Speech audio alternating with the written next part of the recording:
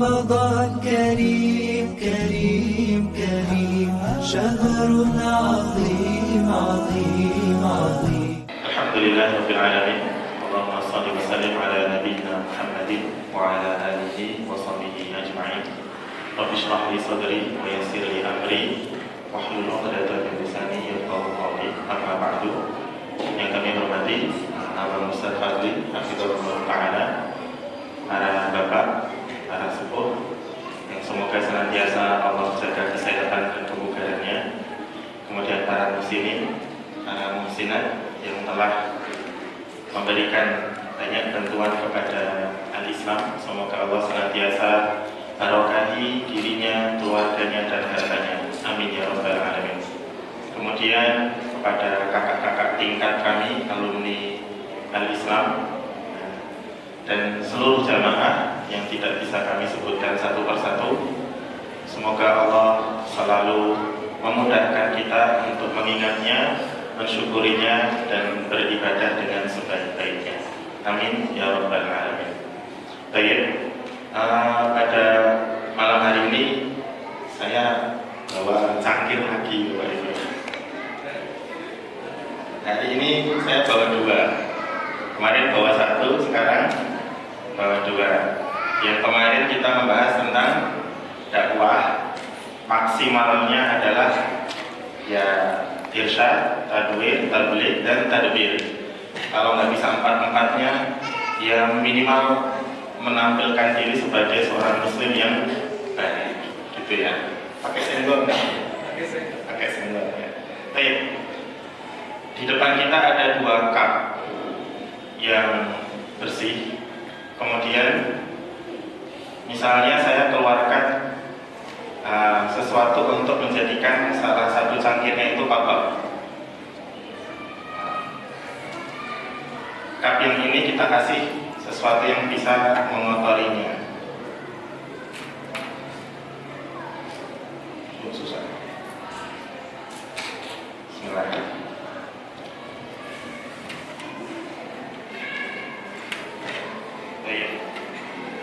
Cupnya sudah ada kotorannya. Nah, kemudian kita isi air, Bapak Ibu yang dirahmati Allah.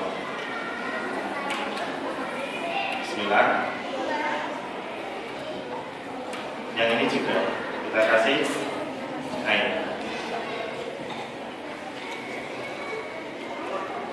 Jika kami tawarkan kepada diri sekalian untuk diminum, mana yang Bapak Ibu pilih untuk minum? Yang kanan atau yang kiri? Yang kanan. Bukan yang kiri. Bukan. Airnya bersih loh. Dari sini airnya bersih. Pilih yang mana? Saya lagi. Yang kanan. Karena dia tetap bersih. Sedangkan yang kiri sudah tercampur dengan kotoran.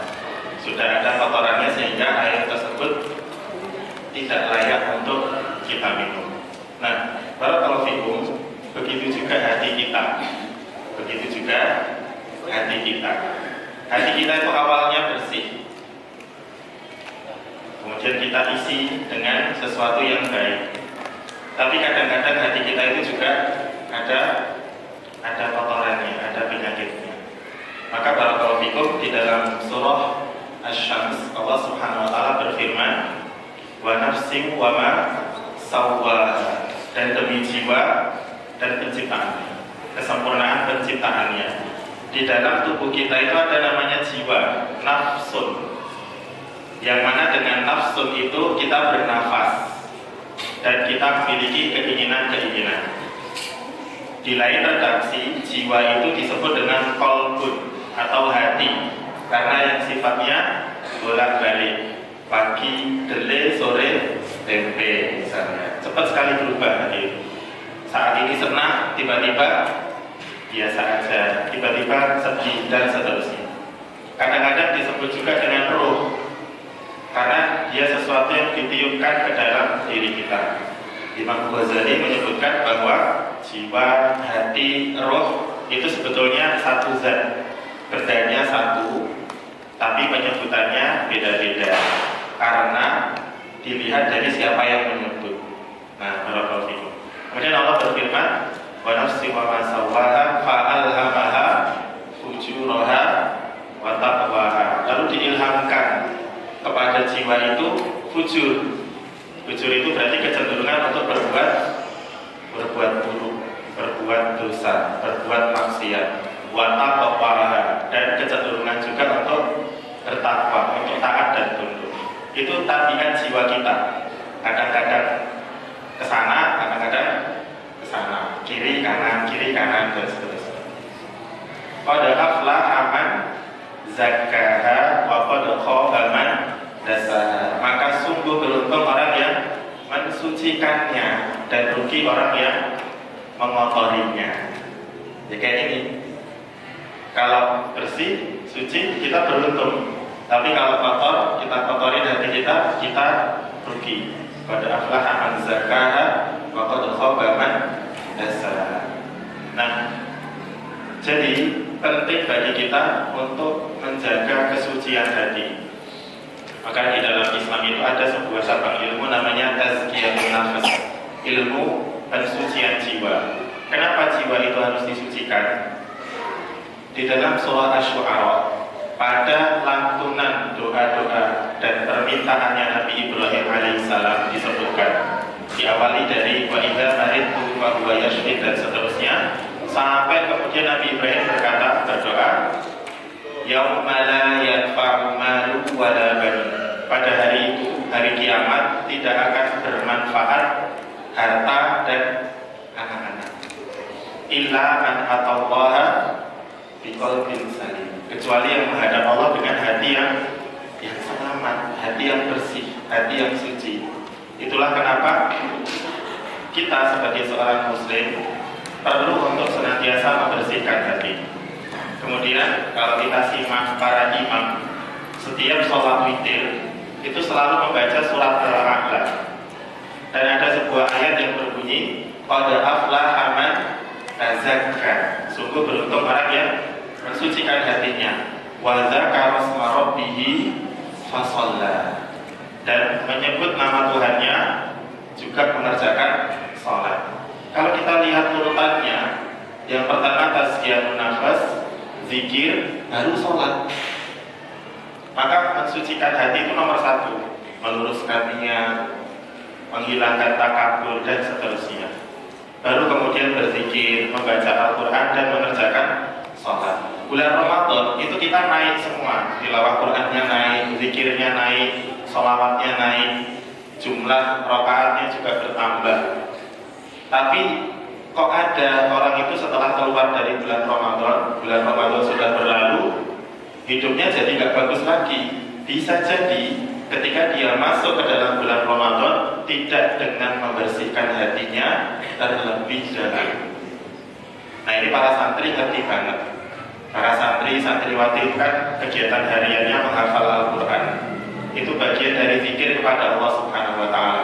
Tapi sering momen-momen menghafal Al-Quran itu sulit, nggak masuk hafalannya, bad mood, kemudian tidak nyaman di masjid atau di halaqah, karena banyak faktor-faktor di luar menghafal Al-Quran itu yang mengganggu hatinya. Konflik dengan teman, masalah dengan ustaz, betul ya, masalah dengan ustaz, kemudian melanggar peraturan dan lain sebagainya, sehingga hatinya itu ternoda karena ada amarah, ada hasad, ada takabur, ada dengki, ada benci dan lain sebagainya. Hal-hal itulah yang kemudian mengotori hati kita, khususnya para santri, yang menyebabkan zikir itu menjadi sulit, menghafal Al-Quran itu kemudian menjadi sulit. Udah dibaca 40 kali, 60 kali gak masuk-masuk. Hafalan yang sudah disetorkan di murojaah gak balik-balik, karena hati kita kotor. Ada masalah dengan hati tersebut. Nah, lalu bagaimana cara membersihkannya? Cara membersihkannya mudah. Bapak Ibu dirahmati Allah Subhanahu Wa Taala, cukup melakukan yang namanya muhasabah, yaitu mengoreksi diri, menghitung-hitung kesalahan kita. Dan muhasabah ini sesuatu yang mudah. Misalnya seseorang itu punya penyakit, badannya mulai bertambah usianya, lalu dia mungkin bekerja di sebuah perusahaan, ada yang namanya rutinitas medical check up, ya, untuk mengecek tubuhnya itu sehat atau tidak. Nah, tinggal datang ke rumah sakit melalui beberapa prosedur, cek darah, cek paru, cek jantung dengan alat-alat yang canggih. Setelah beberapa jam akan keluar hasilnya dengan dibantu alat-alat tadi. Oh, jantung normal, alhamdulillah. Kolesterol bagus, gula agak tinggi nih Pak, hati-hati, dan seterusnya dan seterusnya. Bisa dengan bantuan alat-alat. Tapi kalau muhasabah itu hanya kita yang bisa mengerjakannya, hanya diri sendiri. Maka kita sebagai seorang muslim perlu menyiapkan waktu, me time, ya, waktu untuk diri sendiri, buat ngopi, ya ngopinya tapi sambil muhasabah, dipikir. Saya hari ini berbuat maksiatnya di mana aja, berbuat zolimnya sama siapa saja. Saya kayaknya zolim sama istri saya hari ini. Saya zolim sama suami, sama anak-anak, sama tetangga. Maka kita hitung. Dengan muhasabah tadi, kita sedang membersihkan hati kita. Nah, uniknya muhasabah itu hanya kita yang tahu dan Allah Subhanahu wa Ta'ala. Orang lain nggak tahu. Bisa jadi kalau ada santri lagi nongkrong di atas itu, di depan kamarnya, begini, kayaknya bengok, bisa jadi di kepalanya dia sedang bermuhasabah. Ini aku husnuzon sama santri ya. Masya Allah. Apalagi kalau ada kopinya, berarti muhasabah itu. Sedang menghitung-hitung dirinya. Nah, dengan bermuhasabah, esok harinya dia akan bersikap lebih baik. Dan Allah Subhanahu wa Ta'ala itu terhadap hamba yang salah, terhadap hamba yang bermuhasabah dan beristighfar, apalagi bertaubat, itu Allah akan memberi ampun dan memberikan rasa cintanya. Ini beda kalau manusia. Misalnya saya ada salah sama Bang Fadli, saya minta maaf Bang, maafin gue Bang. Dimaafin sama beliau, tapi belum tentu dia masih suka sama saya, belum tentu. Kalau kesalahannya fatal. Tapi kalau sama Allah enggak. Tapi mudah-mudahan tetap disayang ya Bang. Tapi kalau sama Allah enggak, kita berbuat salah, kita minta maaf, wa huwal ghafurul wadud. Dan Allah itu Maha Pengampun lagi Maha Mencintai. Justru orang-orang yang berbuat salah tapi bermuhasabah, kemudian istighfar dan bertobat, diampuni dan dicintai oleh Allah Subhanahu wa Ta'ala. Jadi santri banyak salahnya enggak apa, tapi muhasabah.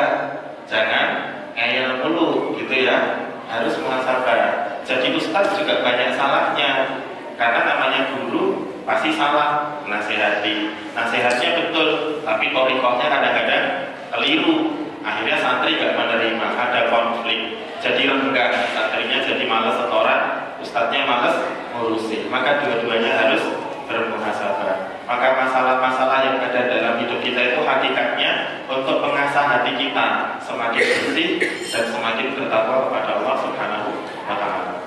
Baik, kemudian apa saja penyakit-penyakit hati dan cara mengatasinya, kita lanjut part 3 insyaallah.